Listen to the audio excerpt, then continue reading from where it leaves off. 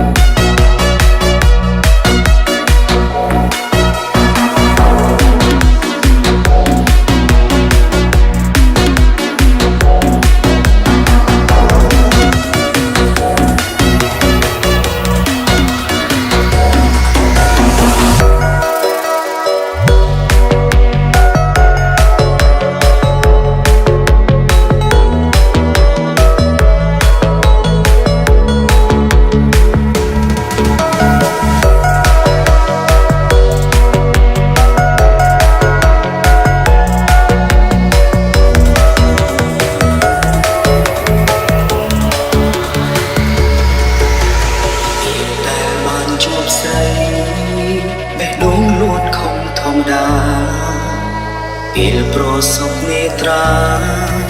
មានអារម្មណ៍ថាអភ័យពេលដែលបានលើក្បែរខ្ញុំរំភើបចិត្តពេកក្រៃនាងគឺជាអ្វីដែលខ្ញុំប្រាថ្នារាល់ពេលនឹកដល់នាងខ្ញុំតែសុំលឹងមើលព្រះច័ន្ទផ្ញើសេចក្តីស្រឡាញ់ផ្ញើស្នាមញញឹមនាងគឺជាមនុស្សដែលខ្ញុំស្រឡាញ់គឺជាមនុស្សស្រីដែលខ្ញុំរំចាំស្មោះស្ម័គ្ររាប់រយពាន់ឆ្នាំមិនប្រែប្រួលឡើយទោះបីយើងប្រត់គ្រប់ព្រួតជាតិគ្នាទោះត្រូវជប់នឹងឧបសគ្គអ្វីក៏ដោយមិនខ្លាចនោះឡើយទៅជួបត្រាត្រៃឲ្យបាន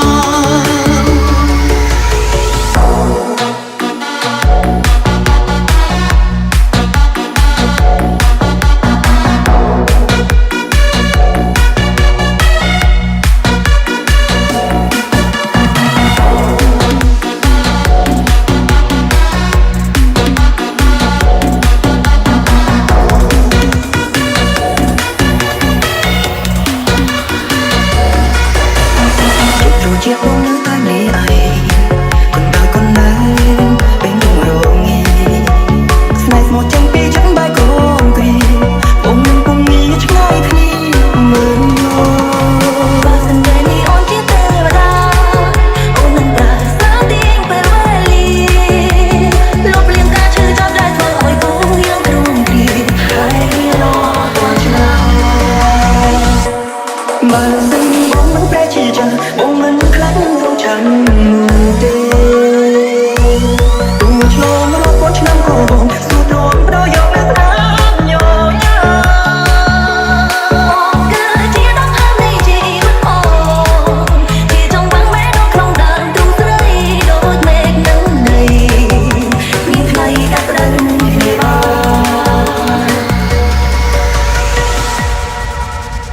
Yes,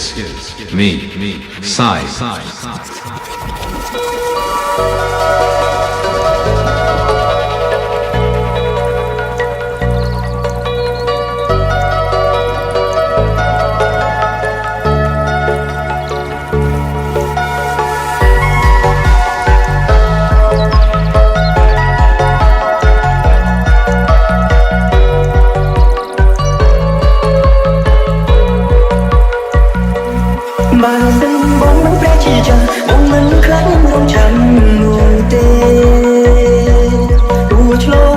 ឆ្នាំក៏បង